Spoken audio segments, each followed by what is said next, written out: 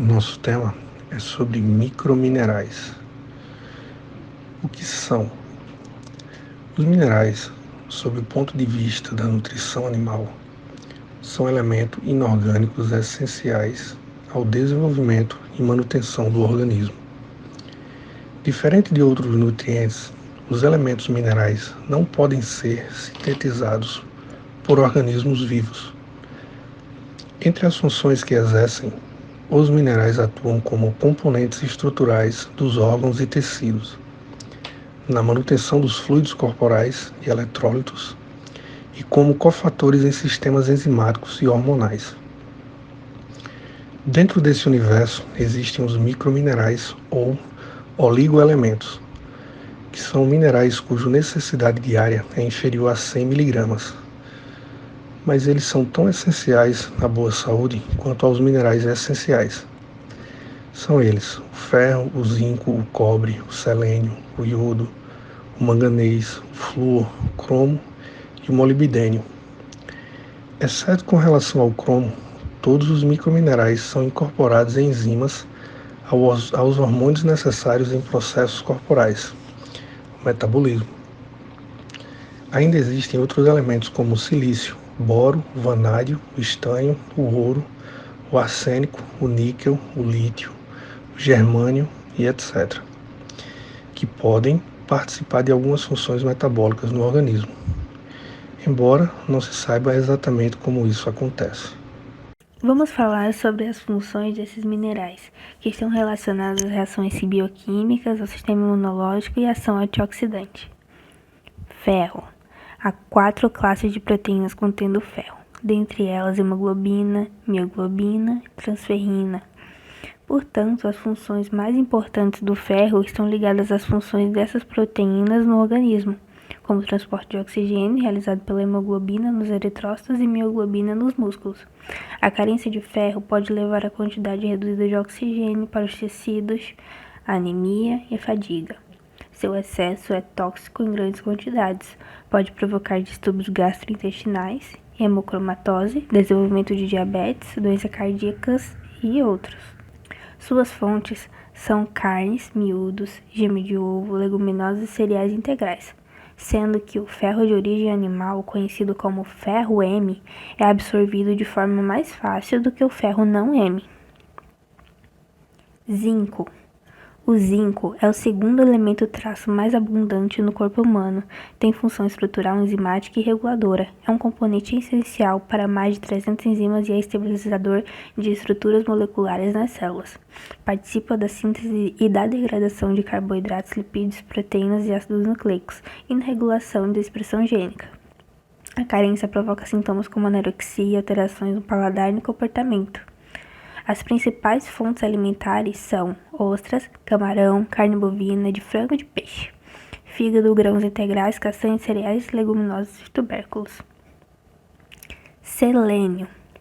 Suas funções envolvem combate aos radicais livres, ação anticancerígena, potencialização do sistema imunológico, participação na conversão de T4 em T3, carência parenteral total, sem suplementação com selênio por um período de 20 a 30 dias. Enfermos do trato gastrointestinal, fumantes, idosos e etc. As fontes alimentares mais comuns são castanha, principalmente a castanha do Brasil. A quantidade de selênio contida em alimentos, água e ar reflete a concentração de selênio no solo. Cobre. O cobre tem funções orgânicas específicas por ser constituinte de enzimas com atividade de oxidação e redução. O envolvimento considerável do cobre no metabolismo do esqueleto, no sistema imunológico e na redução dos riscos de doenças cardiovasculares revela a importância da discussão desse mineral.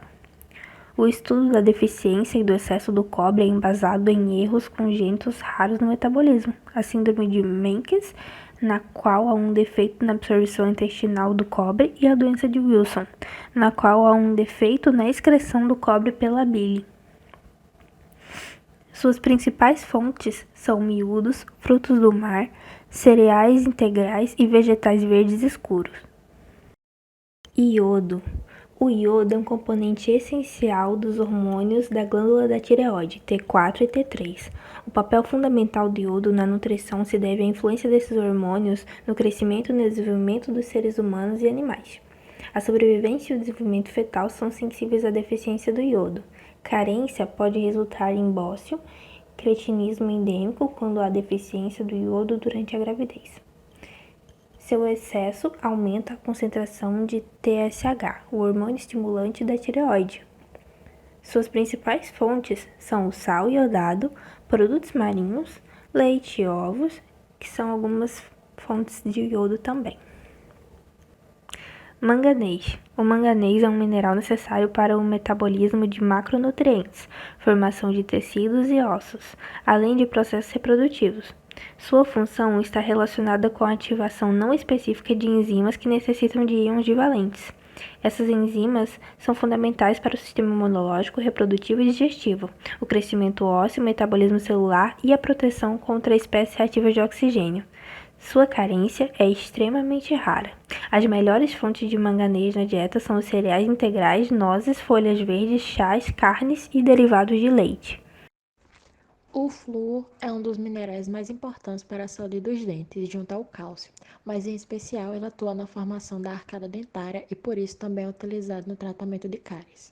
Ele também previne a osteoporose e deixa a pele mais saudável, pois alimentos ricos em flúor auxiliam na prevenção do chamado envelhecimento precoce, que consiste no aparecimento de rugas e manchas na pele.